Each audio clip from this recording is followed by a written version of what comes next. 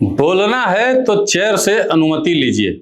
सहारनपुर की एक बैठक में कांग्रेस सांसद इमरान मसूद और समाजवादी पार्टी के विधायक आसू मलिक के बीच हुई ये नोकझोंक भले ही कुछ मिनट की रही हो, लेकिन इसके राजनीतिक मायने बहुत बड़े निकाले जा रहे हैं। क्योंकि सवाल सिर्फ इतना नहीं है कि बैठक में किसने किसे टोका, सवाल यह है कि क्या उत्तर प्रदेश में कांग्रेस अब समाजवादी पार्टी की हां में हां मिलाने वाली सहयोगी बनकर नहीं रहना चाहती? क्या 2027 से पहले कांग्रेस अपने सहयोगी अखिलेश यादव को भी यह संदेश देना चाहती है कि दोस्ती अपनी जगह है और कांग्रेस की अपनी जमीन और अपनी आवाज भी है? नमस्कार, मैं हूं निशिकांत और आप देख रहे हैं पॉलिटिकल थर्मामीटर। अब सबसे पहले सहारनपुर में क्या हुआ वो देखिए। एक मिनट माननीय विधायक जी, एक मिनट आप बीच में इंटरवेन नहीं करो। आप चेयर से सवाल मेरा है नहीं तो आप माननीय नहीं तो हम आप चेयर से अनुमति नहीं आप चेयर से अनुमति लेकर नहीं आप चेयर से अनुमति लेकर के पूछें। अभी एक जब माननीय सदस्य सवाल मेरा है वो क्यों बोल रहे हैं? अरे ये भी कोई बात है, कोई आपका सवाल है, कोई दूसरे का चित्र नहीं है, ये क्या बात हो गई? आप भी पूछिए।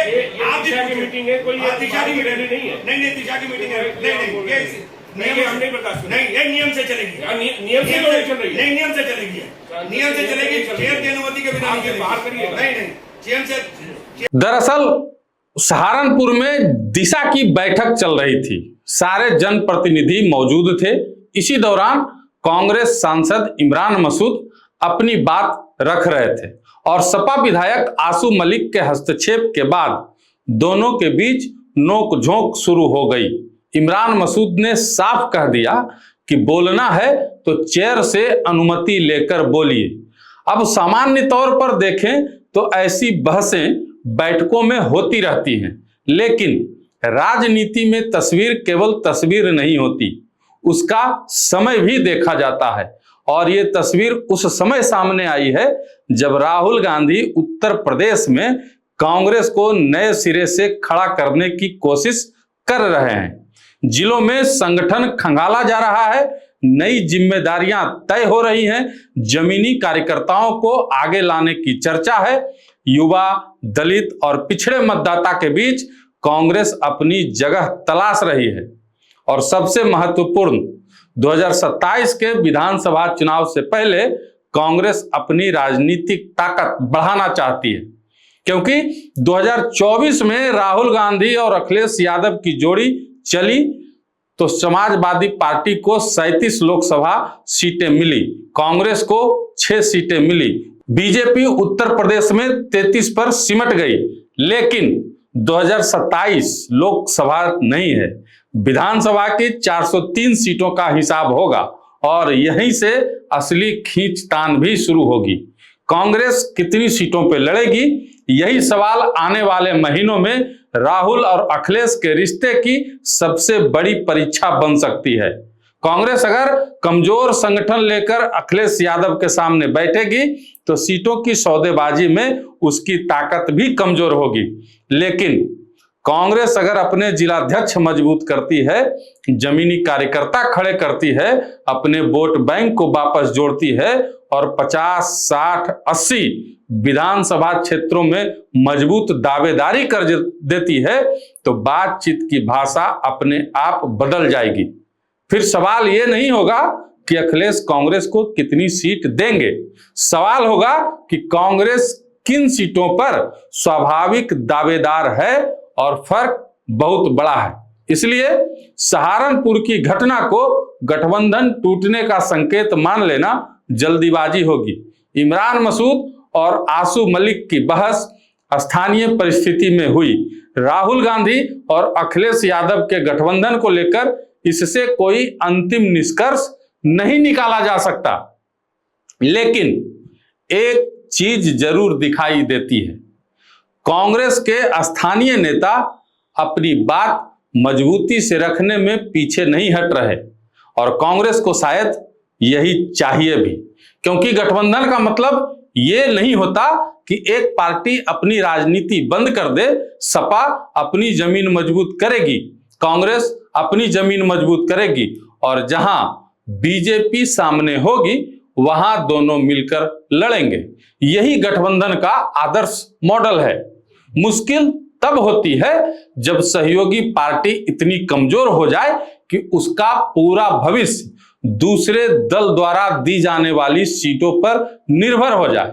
राहुल गांधी शायद कांग्रेस को उसी स्थिति से बाहर निकालना चाहते हैं और यहां कबीर की मशहूर पंक्तियां बड़ी सटीक बैठती हैं, जिन खोजा तिन पाइयां गहरे पानी पैठ।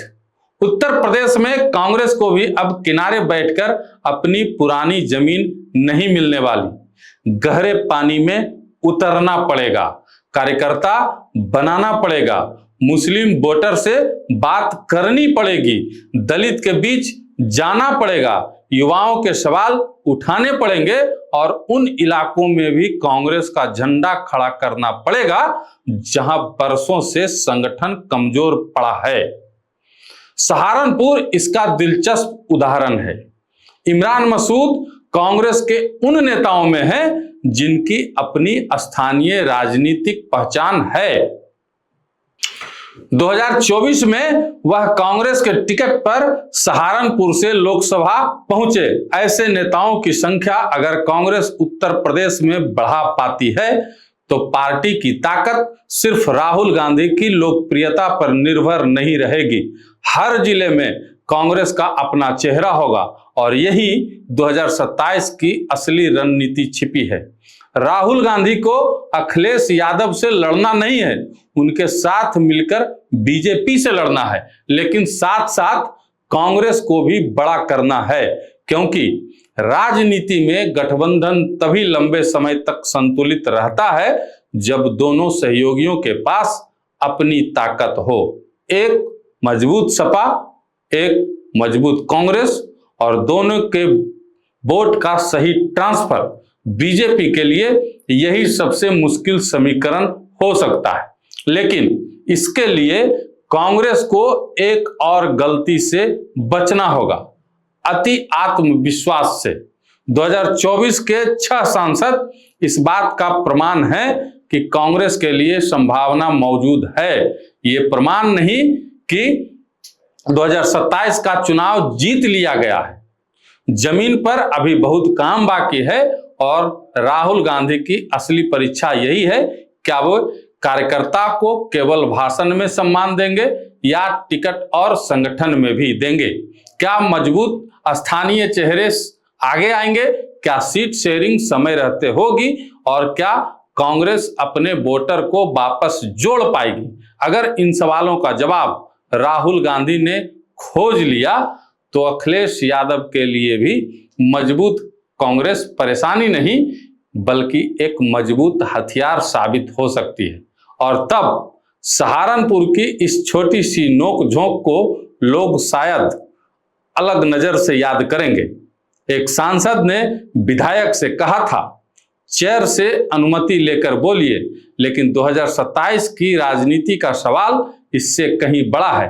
क्या उत्तर प्रदेश की कांग्रेस भी अब अपनी राजनीतिक आवाज के लिए किसी की अनुमति का इंतजार करना बंद कर रही है?